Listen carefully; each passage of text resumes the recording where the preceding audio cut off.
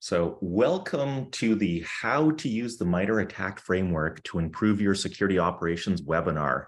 We're joined today by John Olczyk, Senior Principal Analyst at ESG, and Marco Garcia, the Field CTO at Torq. John has over 30 years of technology experience and is widely recognized as an expert in all aspects of cybersecurity and focuses on cybersecurity risk management, security operations, and managed security services. Marco has over 20 years of experience across the cybersecurity space, including a background in software development and engineering. And over the past decade, he has led global engineering and architecture organizations in solving complex challenges in SOC operations. Now, with that, I'm going to hand it over to John. Thank you, Dallas. And first, let me say hello to Marco. Marco, how are you? Hey, John, doing great. Great to be speaking with you again. Looking forward to our conversation here and to the presentation on the topic. Yeah, as am I. And I'm a big fan of MITRE Attack, but I must say that when I looked at MITRE Attack a few years ago, it was more of a reference architecture than anything. And the challenge has been operationalizing MITRE Attack. Have you seen the same thing? That's correct. I think it has evolved quite a bit over the past few years. Back in the time when I was in security operations, actually running part of a SOC, it was a place where you will go look up something and get some data out of it. But now it has evolved as a tool in which you can actually get the status of your cybersecurity coverage, like see how efficient you're being versus the attacks out there. It has evolved significantly into many directions in which operation teams are actually relying many times on this framework in order to see where they are, how do they use it on day-to-day activities for like threat hunting, exercises, mitigation, education, you call it, many of them. So definitely over the past few years, it has become a lot more mainstream than what it used to. Yeah, I'm glad you used the word mainstream because we asked in a recent research project, we asked 380 cybersecurity professionals, does your organization utilize the MITRE Attack framework for security operations? And here's what we found. 48% of those that we surveyed, so almost half, said, yes, we use it extensively. 41% said, yes, to a limited extent. And 7% said, no, but we plan to use it in the future. So only 4% of organizations aren't using it or planning to use it in the future. That just speaks to the ubiquity of MITRE Attack and really captures what you just said. Absolutely, yes. No, it's right on point, and it has evolved significantly from the beginnings when it was just a reference document, a reference site, into what it is now. It's part of a program. It's part of a program itself, and I think a lot of it has to do with also the evolution of the traditional attacks, John. Like the traditional attacks used to be like a very event-driven, like a one event, one attack, one action, into now a combination of tactics and techniques, which this is what it provides you, right? In this area, and then a reference together as of what to do when you find them, and the evolution of the framework has been significantly. So no surprise with those numbers, John. Yeah, and you can probably speak to this too, but when it first came out back in 2013, I think it was overwhelming. I mean, it was this big matrix. People always tend to equate it with the periodic table Yes. of elements. Yes. And the question was, well, what do you do with this? And now I see not only people understand what to do with it, but the tools vendors are playing in this too. So I imagine, and I don't imagine, I know that Torq has integrations with MITRE Attack, and that helps to operationalize it as well.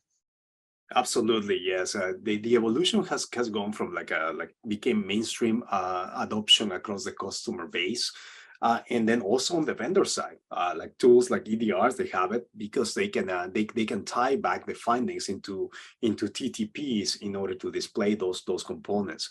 And now in the area of automation, it's starting to become very, very important and very useful as well. Like for example, in the side of Torq, how do they use MITRE? In a couple of ways, like for enrichment, like threat intel.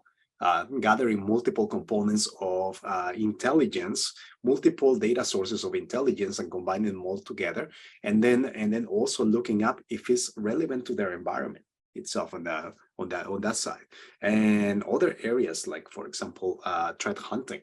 MITRE gives you that very nice description of the potential remediation of an attack. So looking at that potential remediation, imagine, John, grabbing that remediation and translating it into a workflow, a playbook that can get executed and provide the user the ability to select whether they want to hunt and block the existing finding that they have looked at with all of the things at their fingertips. So yes, on the automation side in Torq, users are definitely using this technology in order to enrich their day-to-day and many more. And John, I can talk for like hours about what they're doing, but yes, enrichment, hunting, education, purple teaming, red teaming, blue teaming, many pieces that are being done with the product, with Torq. And Torq, of course, connects to anything that allows you to do any of those activities in your teams. Well, you know, I like to talk to you, and I could talk to you for hours and hours too, but we're limited. We're limited on our time. So let me kind of center this with some other research. So of those organizations that utilize the MITRE ATT&CK framework, we asked them to define how they're using the MITRE ATT&CK framework, and I'll give you some data. So 38% said to help us better apply threat intelligence into our alert triage and or investigation process. 37% said as a guide for security engineering. 35% said to better understand the TTPs of cyber adversaries. 34% said to help more quickly understand the full extent of attacks. And 33% said to make sure we are collecting the right data sources, or the right data from the right data sources. So let's go through those. The top 38% top answer to help us better apply threat intelligence into our alert triage and or investigation process. Take me through that. Take me through that with Torq in mind, Torq and MITRE ATT&CK integration, and then I can give you some comments on what I see. No, excellent. Yes, it's a highly used pattern to enrich the data that is coming from events from multiple sources. Like many organizations have multiple inputs of data sets that are coming in when an incident happens, right? So when the event will come in, they want to enrich it against perhaps like external threat intel engines, internal threat intel engines, maybe known databases of investigation, and one of those databases of threat intelligence is MITRE, right? So when an alert comes in from something from like an EDR, for example, and it contains a tag on a TTP. That TTP can be looked at against MITRE, and then look at the impact of what that TTP can have and the relationship against other type of vectors of compromise in order to give the analysts all the visibility and all the data right at their fingertips without them having to go look for it. So that is a highly efficient process that actually saves the analyst a lot of time and effort. So this is there's no surprise, John, why it shows up on the top of the list itself, because that type of automation on the investigation process, saving that analyst that precious time, helps them be so much more efficient and meeting their SLAs at a very good pace itself. So that there is no surprise on that one. But enrichment is one of the most common patterns that we do, and using MITRE as a component as part of that. One of those engines of enrichment is one of the things that we see a lot, and then also other components within enrichment that you are mentioning also as part of the research. But yes, enrichment is a big one. Enrichment is a big one for sure. Yeah, and I would just add integration with threat intelligence sources. There are a lot of different sources. So you use MITRE ATT&CK and SOAR to kind of structure those sources and get some context, and actually combine those sources too, so that you get better fidelity. And one other thing that you can do, I'm sorry, go ahead. No, I said you're right on, John. I completely agree with you. Yes. Okay. And then another thing that you can do is you can take the threat intelligence and you can develop filters for threat hunting, and maybe some dashboards for threat hunting too. And so that's, again, an amalgamation of threat intelligence, MITRE ATT&CK, and then SOAR. Absolutely, especially on the area of hunting. That's where the value of the SOAR technologies come into play. Like a threat intelligence, we do it great, right? But then the value on how much time you are spending hunting, and how easy that information can be at your fingertips. And then whenever you repeat an investigation, that you have a playbook that is already a repeatable pattern to look at for some specific component that happened in the past. Imagine how simple those investigations now become, and how easy can you go back and triage those things that happen. So they go very hand in hand together, enrichment and hunting, and the data that comes out of MITRE is very a very good set of data that is useful for all of those investigations and those actions. Absolutely, totally agree. So our second use case was 37%, said a guideline for security engineering. What do you think of that one? Two ways, actually. The first one is education, right?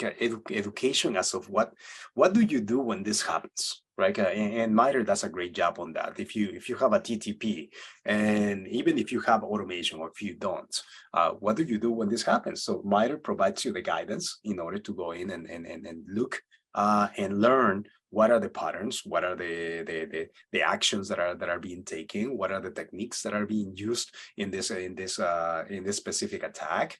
It's a great tool for education for people that are looking to get started itself into research and hunting from that component.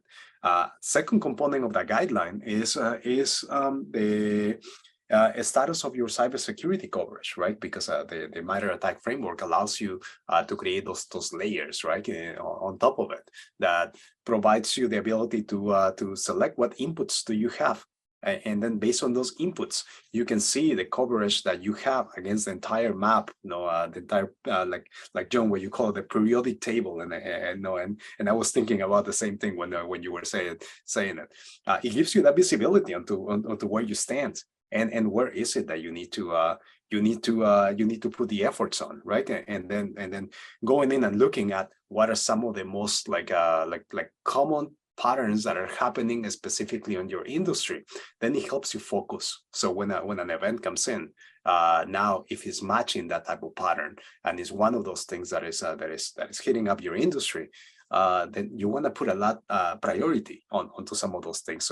So multiple areas for the guideline, and John, about that. I see it very often. And then also as part of education, one of the things that we see a lot of customers do is not only like having the users go in and find it, but using automated technologies in order to provide that educational value into the users whenever an event happens, and then translating it into an actionable component once they learn what the pattern is that they need to follow in order to go in and do mitigation. So very, very hand in hand with the first one, but yes, those are the things that we see.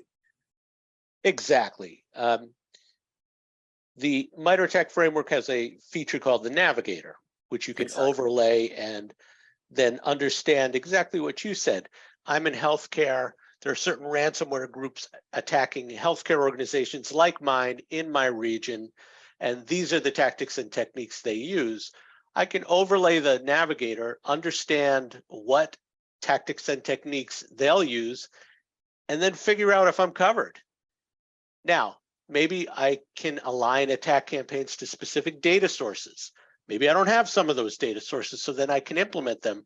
And then from a SOAR perspective, once I have those data sources intact, then I can develop my playbooks for detection and for response. Absolutely. Yes. And it's a process that we see, John, like the process of that response component with many organizations goes from first trying to figure out how the response is going to look at against a TTP that they've never seen before, right? What they're going to go and find. But once they find it, John, then they can create a repetitive process that if there is a recurring event of that, it can automatically trigger that specifically workflow in order to do the hunting for them and make it more efficient. And it's a process that keeps evolving. So as more findings come up, as long as those are translating into workflows to allow them to create that mitigation, that investigation, those are the customers that we are seeing pretty much utilizing the MITRE attack framework into their benefit in order to improve actually their security operations. Yes, and that's absolutely what's needed for operationalizing MITRE attack and moving forward with it to improve security operations. Mm-hmm. The next response we had, the next use case is sort of right down Broadway. I mean, it's the one that we were using a few years ago, albeit as a reference architecture, but still, 35% of those of security professionals we surveyed said to better understand the tactics, techniques, and procedures of cyber adversaries. So it seems obvious, but it's very, very valuable. Wouldn't you say so? It is. It's very valuable because you don't have to go hunting everywhere for what do you do when this type of attack is happening to you. It's a place where it helps you go in and said, if this type of attack is happening, if this TTP is showing up, this is what you do. These are the techniques that are happening. These are the procedures that the adversaries are using against you. So it's like a central place that you go in and look for it. Of course, you have commercial solutions as well that help you with some of those. But this is a place that is maintained by the industry, and it actually provides quite a value to those users that are utilizing it on day-to-day basis, because you never know when one of those TTPs are going to come up, and then you don't want to be like, oh my God, my head is on fire. Now you at least have a component that you can go in and reference to, and we see it used a lot in that dimension. Even personally, John, I also go in and look at those type of techniques and tactics whenever a new attack has emerged and has shown up out in the wild. Yes, and I think it's important also to note that as much as the visual, if you close your eyes and you think of the MITRE attack framework, you do think of that periodic table. There's a lot of detail behind that. So the tactics, techniques, and procedures are articulated or detailed within each of those boxes, and those details change as things change. And then there's also guidance on remediation and mitigation. And those are the kinds of things that you can build into playbooks. Absolutely. Yes. Especially for like those 0 days or those things that come up and that show up that they maybe never happened to an organization. Those are the things, John, that are being used by a lot of our customers in order to build those playbooks, because once they happen, they figure out the process that they need to do. Now that process becomes repetitive because thanks to the MITRE attack guidance, the framework guidance that it provides you in order to close the loop on those components. So yeah, no, couldn't agree more with you. Okay, next on our list, 34%, so just over a third, said that the MITRE attack framework helps them more quickly understand the full extent of an attack. And this is where I think you're getting beyond just understanding the TTP. And so a TTP might be an event or an alert that you've enriched, but now you're looking at the full attack, and that absolutely maps to a process orientation, and SOAR. So please tell me what you think there. No, exactly. It goes very hand in hand to the previous topics that we talked about, but absolutely, because once you double click on that TTP, you go deeper into it. You get all of the data investigation, like all of the mitigation components that can happen with that. From that attack, the procedures that the actors are using in order to maybe infiltrate the organization, to exploit the vulnerability, to maybe do lateral movement across the organization. So all of those things are available in like right there to you when that is discovered, and all that data, those pieces of data sets now can be used for hunting.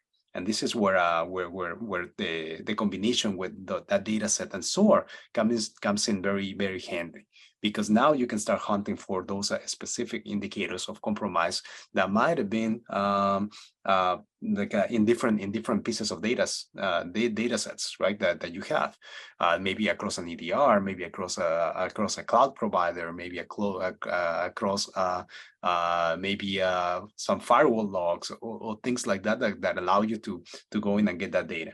So now where the SOAR comes in and helps with customers that are using the framework itself is by in a couple of ways. By maybe manually entering this data set into an IOC hunting type wizard that you can go out and search all of the data sets that the customer have and come back with the results of what is the extent that of this attack itself, right? And then that input can be converted also into now a saved workflow that can be extended automatically now when these IOCs, TTPs are coming in to pretty much streamline the process that is taking those operation teams whenever an attack is coming. So all of those things are very, very, very close together in order to provide like a semi-manual hunting the technology with automation, of course, to go in across all the data sources, to eventually the dream where everybody is translating that manual work is to save it as just like you save a document, save as now a new procedure that you have created. And this is what SOARs do very, very well, to allow you to do that save as now that you have created that process itself. Yes, exactly. I mean, to me, suppose that I detect a threat or a cyber attack in progress in the lateral movement stage. So I can use SOAR then to move forward and start to do remediation across things, across the future phases of that type of attack. So collection, command and control, exfiltration, and impact. I can reinforce controls. I can detect bad behavior, and I can use the SOAR to do that. But another thing that I really like, and you kind of talked about this, is I can say, okay, well, I missed lateral movement is step number 9 or phase number 9 in the, phase number 10 in the MITRE attack framework. I can say, well, what did I miss in phases 1 through 9? And then I can build in my detections. I can engineer some detection rules, but I can also build playbooks for threat hunting. So yeah, now I can go back and say, what did I do wrong? And maybe there, like I said, maybe there are other areas. We've caught this one attack, but are there other phases of the attack? Are other people impacted? Have we seen this before? Have we seen this in our third parties? And that's what I really like about merging those things together. absolutely. It keeps you consistent, and then those patterns don't have to ever be manual again. You know, you now creating your response capabilities to evolve as you are seeing those attacks that are coming. So absolutely, John. Now, a third of organizations, when we ask them again, how do you use the MITRE attack framework? A third of organizations said to make sure we are collecting the right data from the right data sources. And we've kind of touched on that, but if you want to just highlight a couple of thoughts there. Yeah, it's interesting, right? With so many threats out there in the wild, with so many things to look at, how do you focus in the areas that are relevant to you, right? Like you mentioned, healthcare in that side, like financial, any of those areas of the business. Is there an attack that is relevant to you? Is it being exploited in the wild? Do you have enough coverage for any of those attacks that are coming in? So this is where the MITRE attack framework comes in order to ensure that you have the right data sources with a visual interface that actually allows you to plug in what data sources you have, and based on your industry gives you the data set, the level of coverage that you have, even with priorities as of what areas are the most important to you. So this is where the power comes in which like operation teams, and no surprise why it has become mainstream now, because it helps them see where they are, and it helps them also plan into what gaps they need to close and prioritize, also for like at the business level when speaking with their CISOs or with the board of directors. These are the areas that we need to close the risk. These are the risky areas that we need to show. So this is why it has become so interesting and so important to many industries out there. Yeah, I totally agree. It is the right data, and I would put it this way. So we typically know what data we need to collect in general. So we know we need certain logs, we need certain threat intelligence, we need certain information from EDR systems, et cetera. What MITRE ATT&CK, I think, helps us do is fine tune that. So, and I see this all the time, is we're collecting way too much data, and it's useless, and therefore it adds to the noisiness of security operations, it adds to the cost and the operational overhead, or we're not collecting enough. We've defined the fields of the log that we think we need, but actually we need more because of the tactics, techniques, and procedures the adversaries are using. And that's where I think MITRE ATT&CK adds a lot of value, is we can go back and look at our data sources and say, yes, we're doing the right thing, or no, we need some changes here. Oh yes, absolutely, absolutely. It's highly useful for any of those things for sure. Even if you have an EDR, or you collecting data from like native tools from like Windows, right? They both provide different value and different data sets that allow you to know what the extent of an attack is, or whether you have enough coverage in order to like get to the end goal, which is finding what happened, right? Or where the attack is. So it's highly interesting from many of those aspects for sure. Yeah, let me add one other use case that wasn't one of our top 5, but I think it's very important. Is MITRE ATT&CK provides a really good guideline for penetration testing or red teaming. If I know the things that the bad guys are doing, the TTPs they're using, then I have, and I know which adversaries are attacking my industry in my region, then I have a pretty good test plan. And I can go in and test the efficacy of my security controls, validate my security controls are working, or find the gaps. And we kind of talked about that, but I'm wondering if you're seeing that activity. We actually see like a red team, blue team exercises, trying to automate that process and actually test the procedures in the backend, even the automated procedures that we said that they save us once they finalize them, right? In order to fine tune them, because like you see in the industry, these attacks are not static, right? They evolve.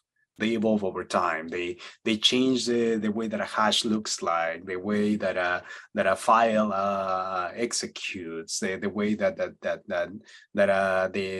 address that they might be coming from. Those things change all the time, and those exercises help to see if you're actually like in a good place whenever these attacks are coming in. We do see some customers doing automation around the red teaming, blue teaming exercises in order to execute some of these components out of the MITRE ATT&CK of things that are relevant to them, and testing itself the efficacy of the remediation components that they have done in the backend, whether they are automated or whether they're manual.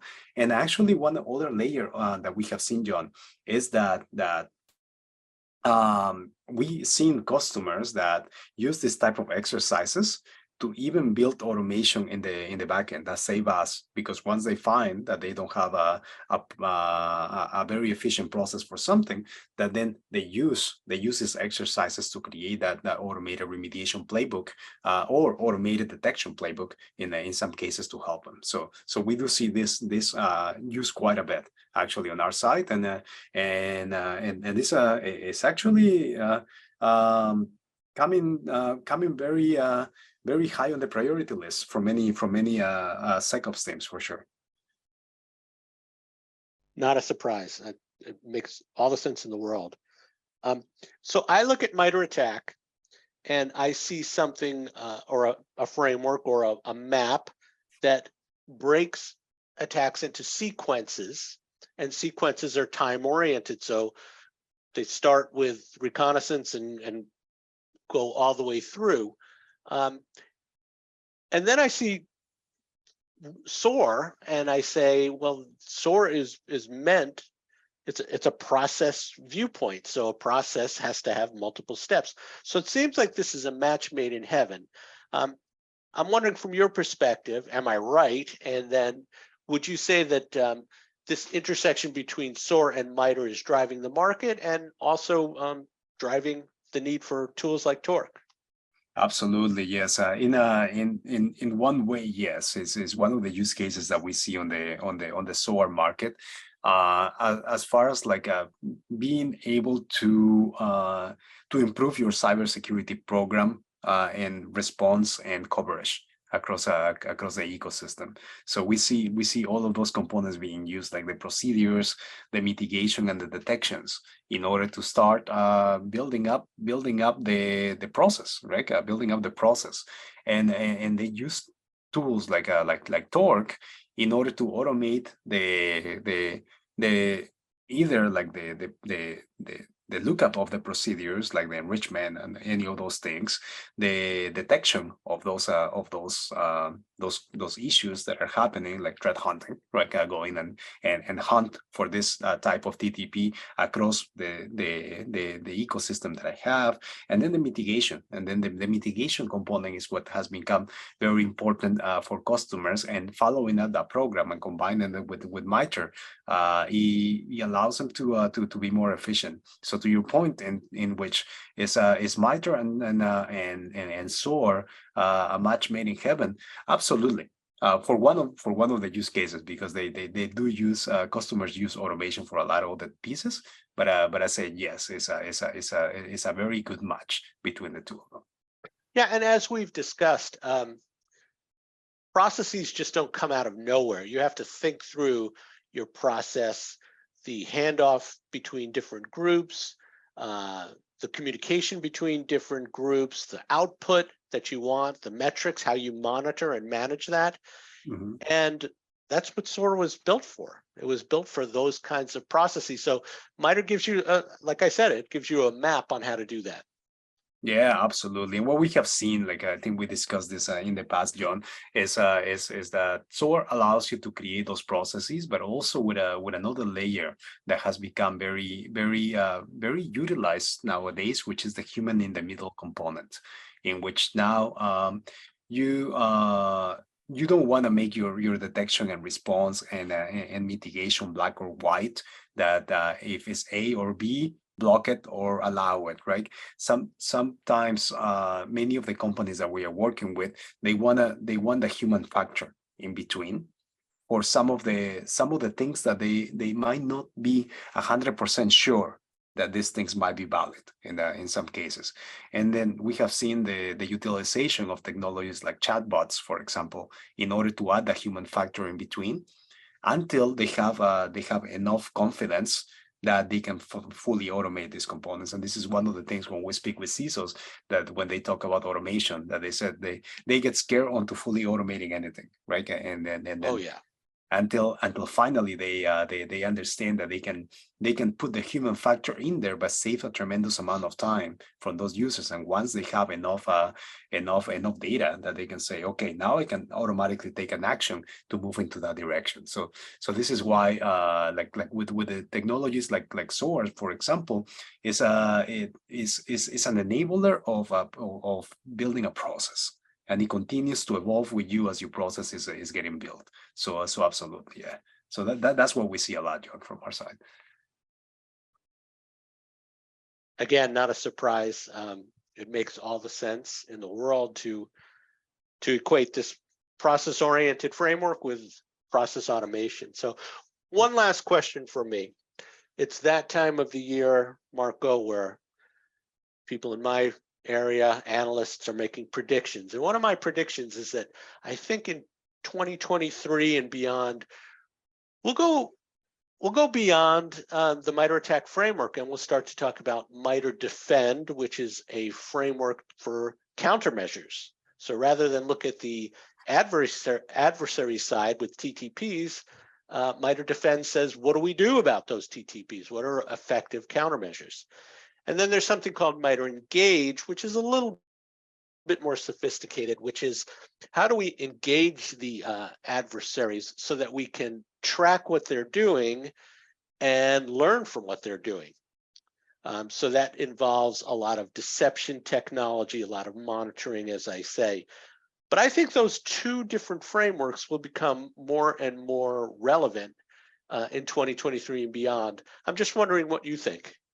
No, yes, we actually started to see a lot of the defense already.